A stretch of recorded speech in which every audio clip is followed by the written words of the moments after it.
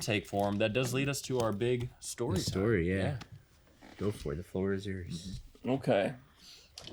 So, I'm living in Alaska. Okay. In kind of Bush League witness protection at this time.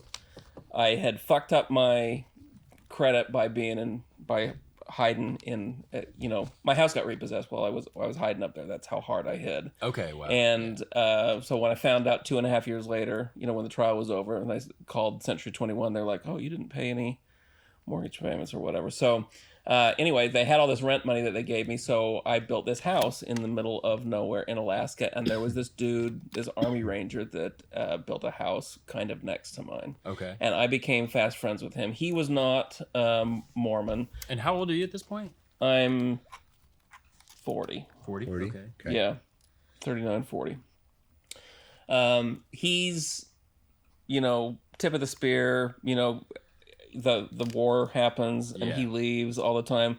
He and I would fly little remote control helicopters together and just hang out all the time. And it kind of seems like the only guy that you're able to bond with at all. Yeah. Well, he's my neighbor, and I'm in Alaska, so it's not like there's very many people there. Yeah. So and he has kids my same age, so our families, goes on skiing trips together and stuff like that. So we're tight, our whole family, and we spend Christmases together.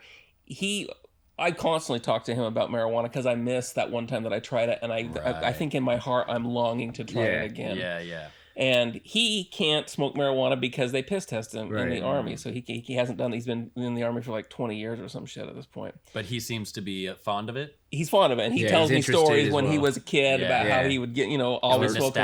Y'all are reminiscing on it. Yeah, so he would tell me some stories, and I would tell him my one summer of stories, and he would just be like, and he's got another story, and you're like, well, I only have the one, so. So one time he finds out that he's going to become, when we're sending letters back and forth or emails back and forth when he's at war, and I find out that he's going to be coming home for Christmas, which is kind of a big deal. So he comes and he says, the guys in my platoon are talking about this synthetic marijuana spice that he didn't know. He didn't know. He just said this is synthetic marijuana. The Army doesn't piss test for it, and the Mormon Church is probably not in your scriptures. They haven't caught up to it yet. It's not a hot drink. And so I was like, that checks all the boxes. That is right. That's true. And I think in my heart, I was ready to full on fuck my life up. So for sure. I think especially based off everything that's led up to the culmination of that, you're just like, anything, dude. It could be heroin. It's time to fuck my life up. They don't say anything about heroin in the Book of Mormon. Yes, they don't. So he kind of explains to me what to do. He says it's perfectly legal. You just go into a shop, go buy a bong, you go big, So I bought the nicest bong they had, and a fucking blowtorch, and then I told the cashier, I was like, and my friend says there's this stuff, and it's perfectly legal, but it really fucks you up. And she goes, Salvia? Oh, and I'm like, gosh. yeah, it must be Salvia. And she's like, well, do you want the 100 times, the 500 times, or the 1,000 times? And I was like, he's an Army Ranger. I'm trying not to look like a pussy in front of. I was like, give me the strongest one. So I got the strongest one, and wrapped it all up, put it in his gun room, at his house. And then when he got home for Christmas, it was this big surprise, and all the kids came down, and we were opening presents. They were opening presents together. And then after that morning of opening presents, he's like, let's go down to the gun room and open our present. So while the family makes the big Christmas dinner, he and I slip down to the gun room to get high so that the food tastes better. And I go first, of course, because I'm trying to prove that I'm not a pussy. So the Christmas dinner. Christmas at the neighbors. Dinner. Yeah. Okay. Christmas dinner at the neighbors. So you're smoking 1000X salvia out of a bong in a basement with a blowtorch. And I packed that big fucking bowl full of half of the fucking thing, and then hit it with a blowtorch and inhaled like they showed on the internet, and held it, and then the floor dropped out from beneath me, and I had this brief sensation of falling, and then I come out on this fucking a little water ski boat, and I'm coughing, and I've got a tight fitting life jacket on, but I've got there's 4 guys around me, and they look weird, and they're pounding me on the back and being like, okay, it's okay, and I'm coughing, and it's real, and it's not winter in Alaska. it's summer and we're water skiing, and I've just almost drowned somehow. Yeah. And I can feel the water in my lungs. I'm like, Jesus. Fucking marijuana. And like I'm touching. This stuff has gotten strong since last time. And I'm like touching them and laughing, and they start looking at each other like something's wrong with him. Yeah. He's acting funny. These are the people in my army guy. Yeah, but it feels these are imagination. But they people. feel real. They feel it looks just like and this. it's to the point where it feels so real that you're like, whoa, what the hell? And they're like, wait, something's wrong with him. Yes, because I think it's gonna wear off any second. Yeah. Because I know it doesn't last forever. Yeah. So they think, from their point of view, I almost drowned, and now I stopped breathing for a while, and now I'm acting crazy. Wow. So they don't even put the boat on the trailer. They just side tie it to the dock and put me in the truck and take me to I guess an urgent care. And this was this almost seems like you went to another dimension. It's literally what it was nothing trippy. It was like normal. It was Tyler, Texas. Steve is so boring that when he gets high and has when you have like a trip, you're just like doing taxes and shit, just living a normal life. Falling off a jet. So they take me to the doctor. They explain to the doctor, hey, we were water skiing. He was face down. By the time we got back there, he'd been underwater for a couple of minutes, but he's acting funny. So they tested, they shined a light in my eye. They hit my knee with a fucking rubber hammer, took my blood pressure. Just the most things that would really happen. Yeah, and we're like explained to us that real medical amnesia is not really a thing. You see it in the movies, and I will remember everything within probably a few hours. Call us if he doesn't. Ha ha ha. And are you yourself? Yes, okay. And I'm telling my friends. I'm in Alaska. I'm in witness protection in Alaska, and I'm Mormon. Are these guys that know you? Familiar faces? They've known me my whole life. But did you recognize them? No, they're just strangers. No, they've known me my whole life, and I'm telling them I'm a Mormon, which gives them the giggles. You know what I think happened? I think that you became Steve Cantwell. Maybe it's just the other version of you. It was somehow a shittier Steve's version extended of me, universe. For sure. Yeah. So they think that it's gonna wear off. They take me to my apartment where I live, and they open they use the keys in my jeans and open and I go into a shitty 1-bedroom apartment where I don't have a family. I work at an apple orchard with them, and actually it's the fact that this is all happening during Christmas. This is just a Christmas message for you. But in Tyler, it's summer. It's hot outside, and there's like. So I think, so I walk around, they leave. They're like, okay, see you later, see you tomorrow. And they leave. And then, so I just wander around in this apartment looking at my old yearbooks that show me in high school where I didn't go. And like, there's a fucking ukulele on the couch, and I pick it up and my fingers know where how to play it? Yes, I never learned how to play the ukulele. I never. And this has been hours. Ian, get the ukulele. It's been hours, and I keep going. This has got to wear off soon, and so I drift off to sleep, thumbing through the yearbook on my couch in my shitty apartment, waiting for it to wear off. And then I'm like, I hear a noise in the morning, and I didn't show up for work, so they came to check on me, thinking I was dead. What did you do for work?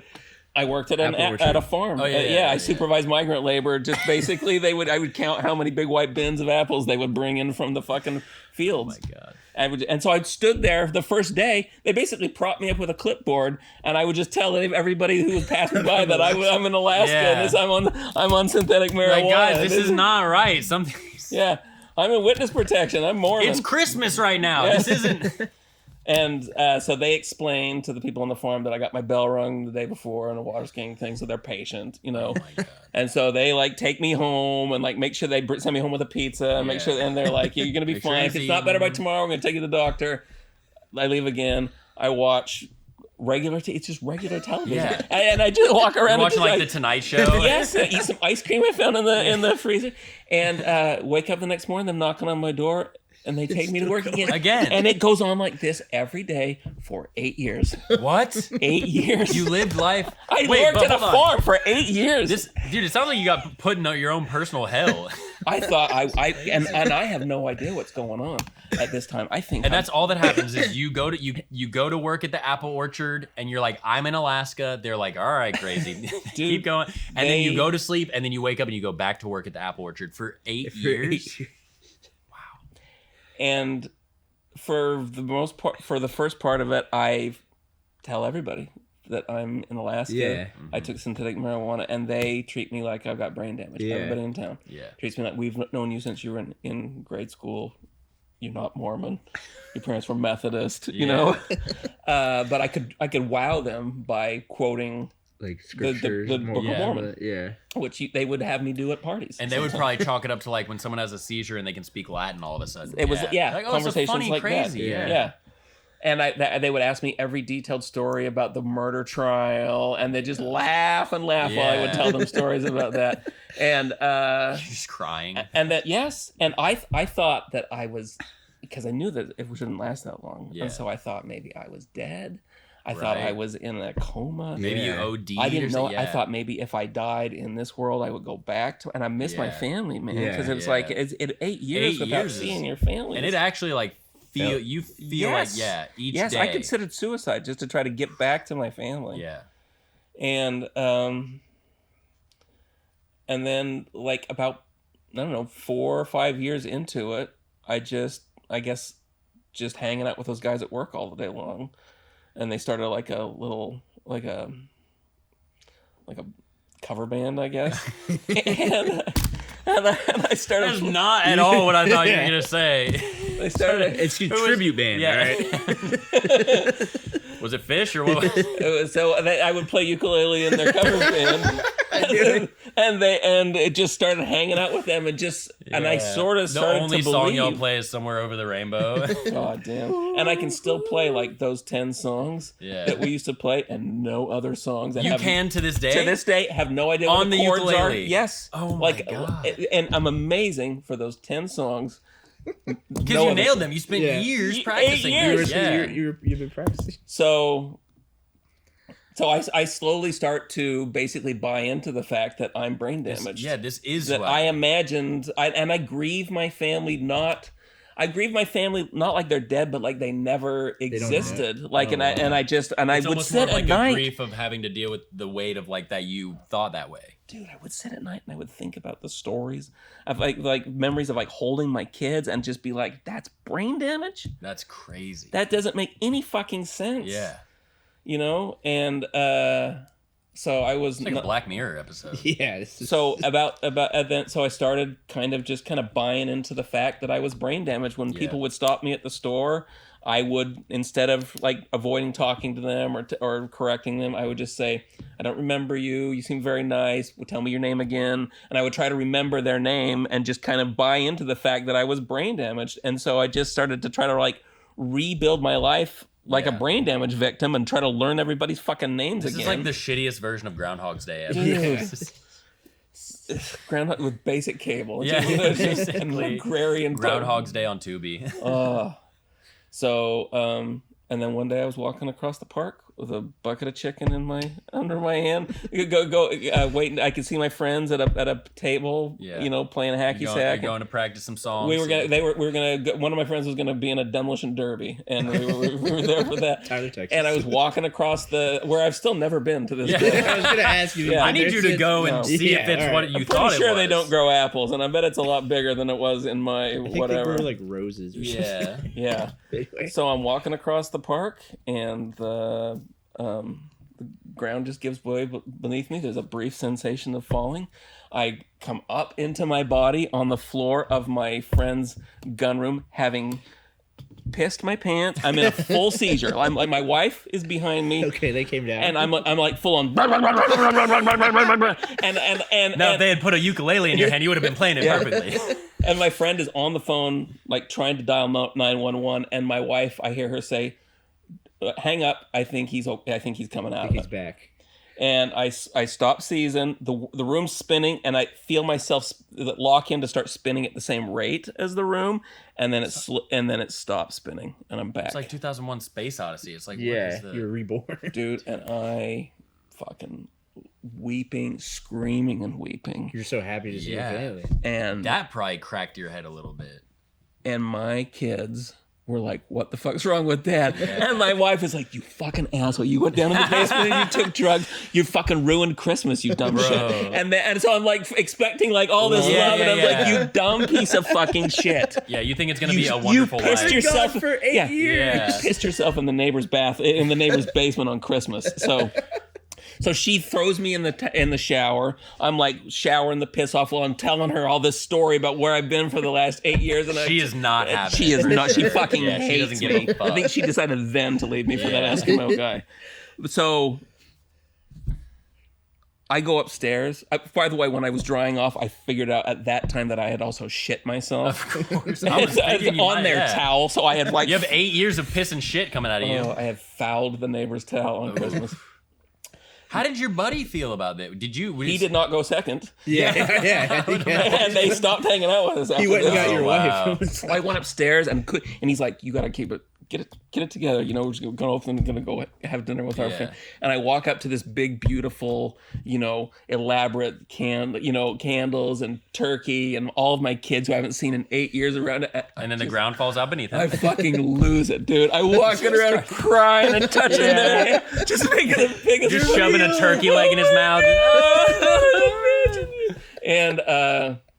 And so that it fucked with my head so much that I immediately, now I had amassed a lot of money and property at this time in Alaska. I had 2 acres with a gigantic house that I built myself on it. I didn't owe any money on it. I had a gigantic commercial cleaning company that had a lot of really big buildings in Anchorage and didn't owe any money for that. I came back I came up from his gun room, not Mormon anymore. Wow, so while I was in Tyler, I was on the internet trying to figure out how I knew so much about Mormon.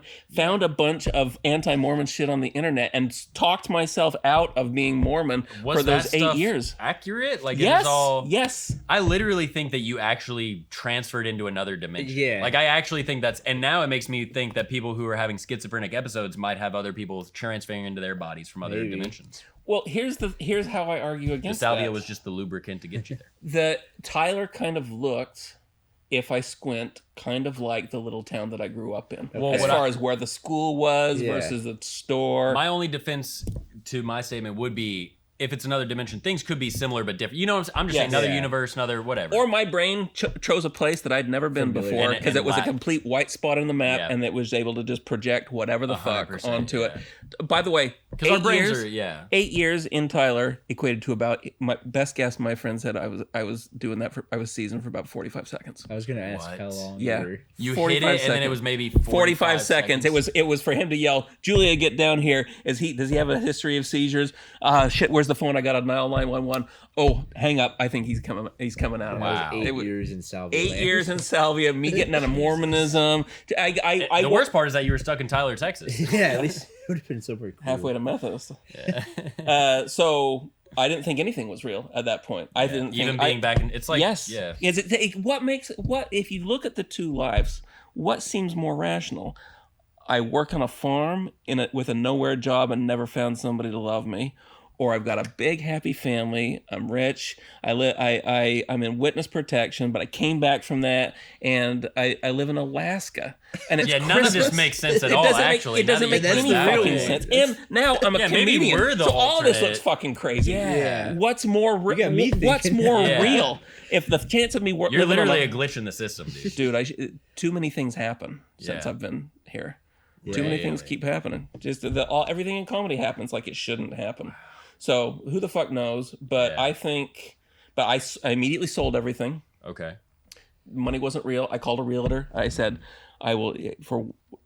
name a crazy amount of money that you have in cash, and I'll take it for my house. And he goes, what? And he's like, $100,000. And I'm like, sold. Wow. And so, you're just like, I don't even care. He gives me $100,000 for because I don't care. Money's not real. Yeah. I put an ad on Craigslist and sold my business for the highest offer in 19 hours. I just did not give a fuck. How much was that for? I can't remember. It was not enough. It was a lot. Yeah, not enough. It didn't matter. And then we were just like, we're not going to be Mormon anymore. We're just going to we're gonna take all of our belongings, throw them in a construction dumpster, and then we're gonna go buy 2 sailboats in Hawaii, and that's what we're gonna do. We're just gonna we're gonna Swiss Family Robinson it. Our family's gonna just travel the globe. We're gonna learn how to sail. So I bought 2 sailboats, and we moved to Waikiki, which is where my wife and I went on our honeymoon, and then during those 6, and we got there. Really, we never learned to sail. We immediately started having threesomes on the sailboat. My wife would So you did get some use out of the sailboat. Yeah. My wife would go find girls on Waikiki Beach and bring them back to the sailboat, and we would have threesomes. Okay, and so not being Mormon, not too bad. Yeah. Yeah. And then started dating girls like kind of regularly, and it almost kind of turned into like semi atheist polygamy almost. Okay. Because I had more than one wife at a time. Yeah, you had to become an atheist in order to start being a polygamist. That's interesting. And then while I was busy chasing my dick on a tropical island, she was slowly moving all that money out of the checking account. And it didn't matter to you because money doesn't mean anything. Doesn't mean anything. You didn't even see it. And then one day, all the money that didn't matter and her left with all the kids. And the Eskimo guy left his wife. And they lived in Ohio. And I had like $62 to my name and an old sailboat, so I was like, let me start doing stand-up. And that's exactly what happened. I had kind of a breakdown emotionally, and I was just super, super sad, and then just, found comedy. Yeah. Nice. Pulled you out. Yeah. There you go. Now, how's the relationship with the wife and the kids and the family and all? The kids ended up coming back to me. And ended up raising them mostly myself. Yeah. 3 daughters and a son. The oldest is 33, daughters, and the youngest is 23. I got a grandson that's 9. Okay, wow, nice. Congrats. Yeah, and it's just Does it feel real? Yeah. I really do want to, like, honestly, is there a party where I'm like... All the time. Yeah. Dang. Like, I'm going to step in the shower and it's going to fall out from underneath all the time, and I still don't know what happened to me. I've had every possible opinion of it over the last 16 years. I've talked about it, researched it, and I don't know. Have you ever spoken with other people who've used Salvia and they had similar experiences? Yeah, Ari Shafir. Wow. He had a thing where he lived in a city that was under the water for a few years. For a few years. He was only gone for like a couple minutes. I read about somebody that, for a minute. Yeah, I read about somebody that was a coat of paint on the side of a barn for 30 years. Every year felt the cold of the winter and the burning, blistering heat of the sun. Couldn't move, couldn't say anything, and they said it was so bad they almost went crazy. Yeah, I'm sure. Total elapsed time in the real world, probably 1 full minute. Yeah. So it's just that I've never done Salvia again because there's a chance of even if it's not real time, I've never it feels heard real. a fun story from Salvia. Yeah. Not one time have I heard someone be like, "We smoked Salvia. It was dope." Yeah. And it's always like, "Yeah, I smoked Salvia and became the inside of the president's asshole." It's not. It's always horrible. And you could just buy it at a gas station. It ruined my life. Yeah. It should come in one and done, man. It like a nuke. It killed every aspect of my life. It fucked with my whole, maybe for life, my whole sense of reality. So that's why it's so hard for me to take things that I say seriously sometimes. 100%. It's real easy to just be like, none of this matters. This is all just a simulation. I don't know what the fuck's going on, but, Dang. When you take like psychedelics now, do you ever get any like feeling of that, or like going, or it's all chill? Like, no, it's because mushrooms aren't like that at all. Yeah. Salvia takes you to another place. Yeah, literally, Tyler, Texas. Yeah, but you said you've done DMT. Too. Yeah, DMT takes you to another place, but it's a completely foreign, different environment. Universe. Yeah. Yes, not very fun. Man. Yeah, that is an insane story. That's probably the wildest I've heard so far.